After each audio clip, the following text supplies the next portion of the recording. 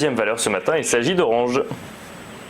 Exactement. Donc écoutez, après la plus forte hausse du SBS 120 hier avec 9,5, mais on passe à la plus forte baisse, puisque donc Orange hier était la plus forte baisse. Puisqu'autant les résultats sur Elior ont été très bien reçus par les investisseurs, autant Orange et son nouveau plan à 5 ans étaient très mal accueillis par les investisseurs. Alors, sur le plan technique, en fait, Orange nous avertissait depuis un certain nombre de jours, puisqu'elle avait lancé en fait une alerte en refusant une accélération au-dessus d'une zone de range qu'elle avait travaillée durant plusieurs mois. Et c'est toujours une mauvaise indication, un très mauvais signal lorsqu'on a une sortie vers le haut et que ces sorties, en fait, font pchit, que ces sorties dont échouent et que les vendeurs reprennent la main.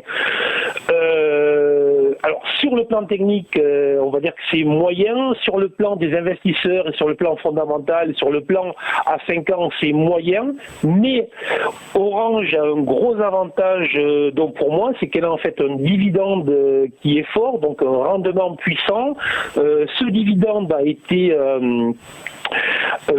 donc annoncé comme au minimum à 0,7 €, ce qui nous offre en fait un rendement autour de 5% sur la valeur.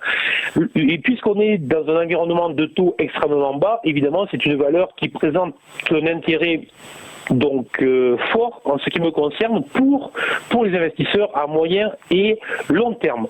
Donc je pense qu'il est plutôt intéressant de profiter de cette faiblesse pour rentrer à l'achat sur repli.